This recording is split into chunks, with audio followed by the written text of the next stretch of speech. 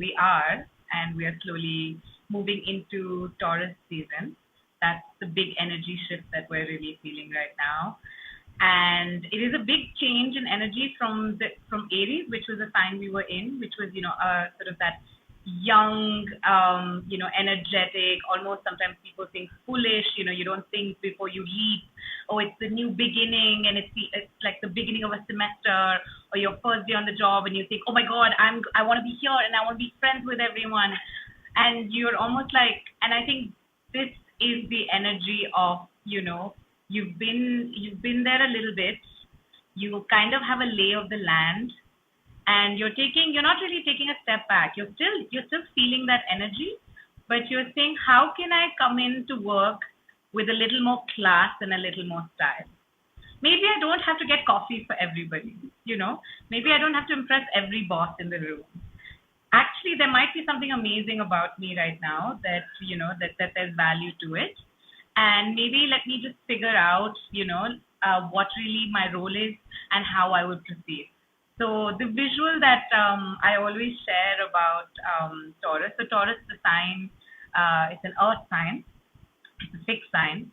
So, and it's also the symbol is of a bull, right? The thing, like, it's very strong. It's very much focused on the body. We always use the analogy or the metaphor of the bull in the china shop, right? That if you are sometimes not aware of your strength, that you can cause a lot of destruction. But actually, when you leverage that strength, if you really understand how strong your body could be, then you can do a lot. You can pull crazy amounts of weight. You can create, farmed communities. You can lead to the evolution of agriculture. All of that has happened because you had an animal like the bull that led to, the birth of the greatest civilization. So really about connecting to our body the way that we can connect to the land, and understanding that where is that strength in my body? And I don't really mean strength, often in terms of physical, like how much weight you can lift or anything, but there's many different ways to be strong in our body. So this is still, it's not an old energy, when we move through the cycle of the year, we will get older through the astrological cycle, but really right now is still that youthful energy of life is short. I really want to wear my best clothes. I want to look like my outfit is the best. There is no doubt in a Taurus mind.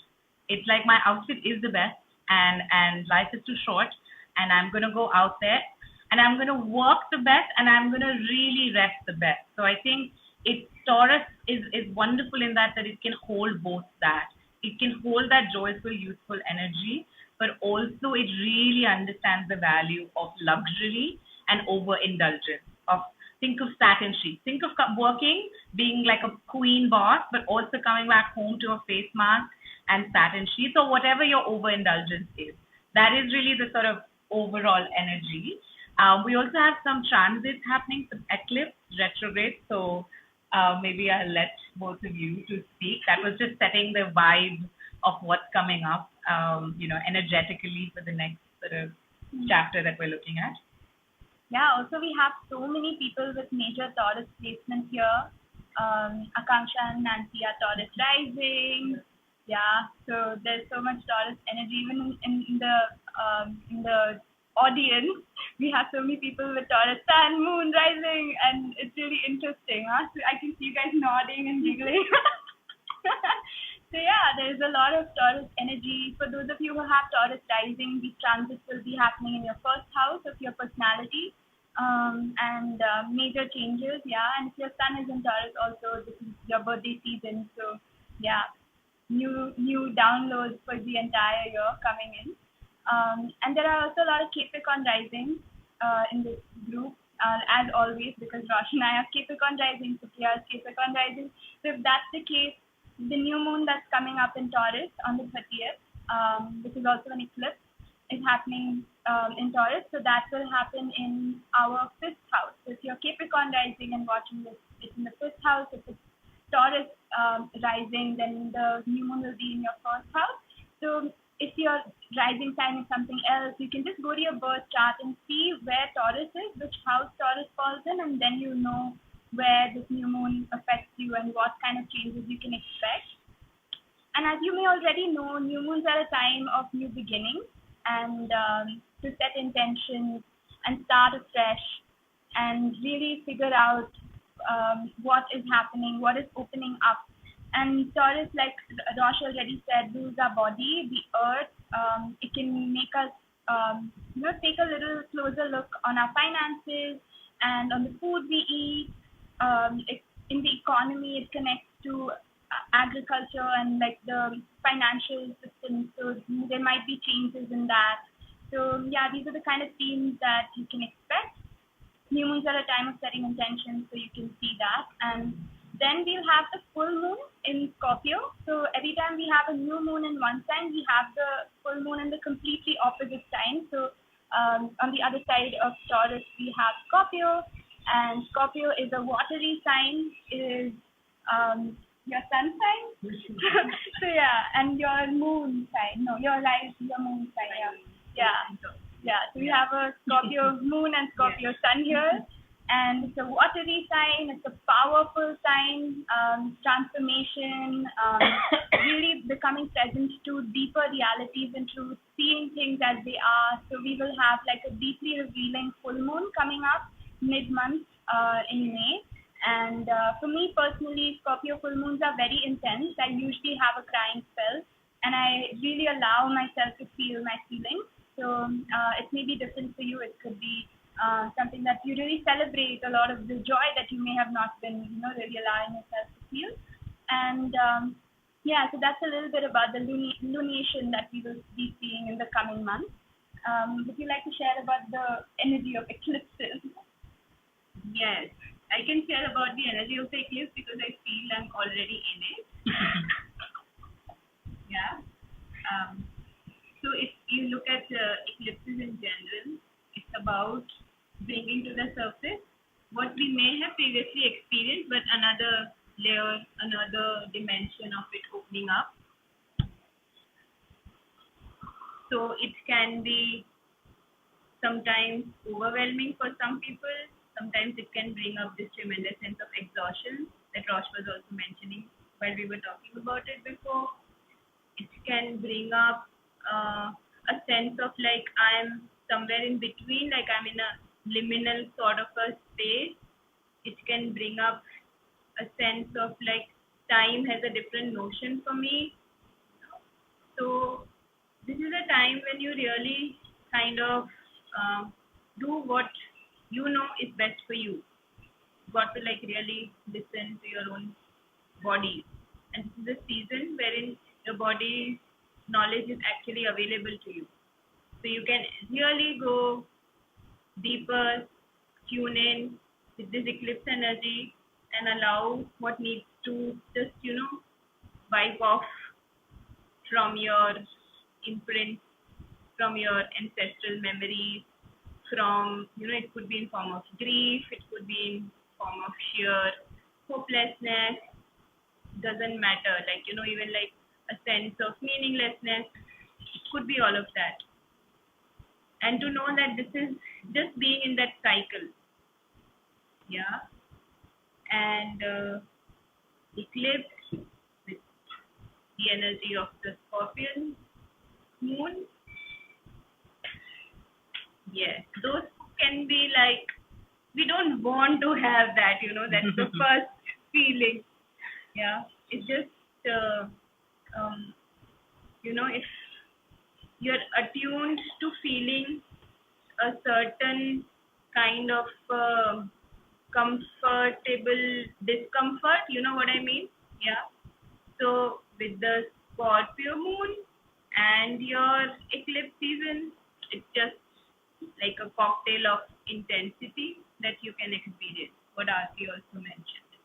So to really sort of give yourself the time to rest, to relax, to maybe be in nature, connect with your tribe, your friends, your community, people who support you. And you can also use this time for great insight and healing and really letting go of the past, of really releasing the old energy from your system. So wherever you feel like you are called to, that's the right place to be during this time.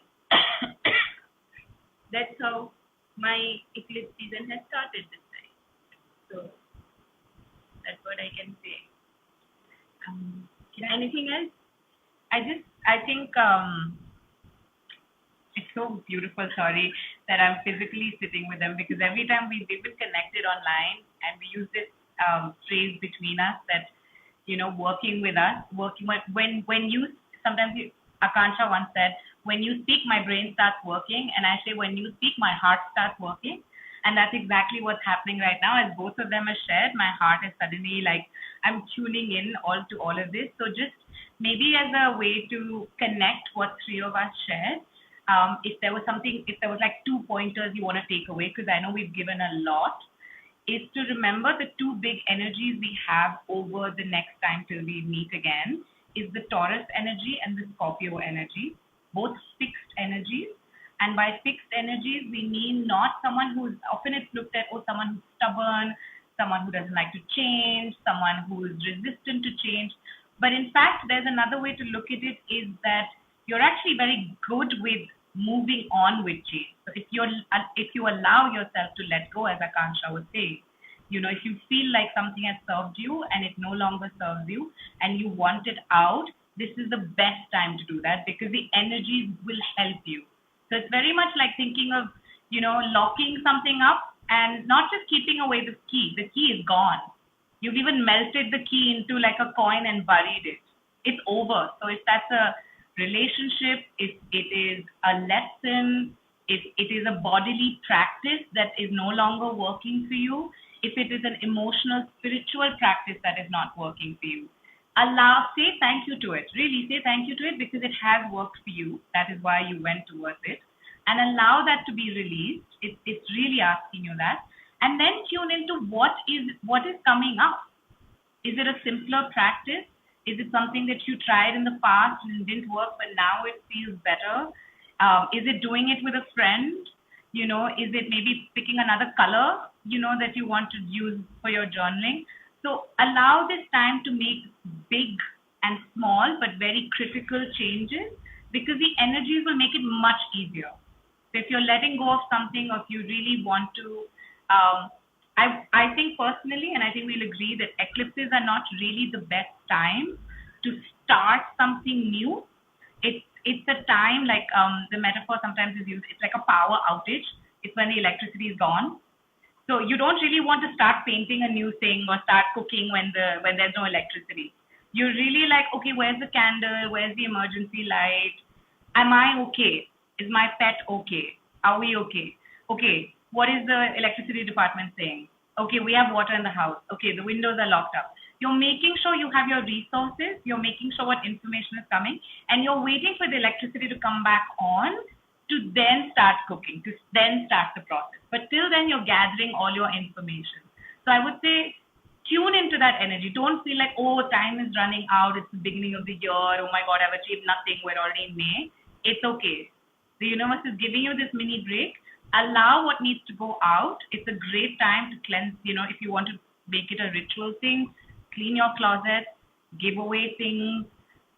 You have relationships, you have books, you have physical, emotional, spiritual things that no longer work for you. Thank you very much. Goodbye. And make space for anything that might come to you. Yeah. Yeah, and also continuing that analogy, you might have a power outage in your house, and then your friend might tell you, hey, why don't you come over to my house? And then you're like, whoa, okay, big change. And then you end up living there.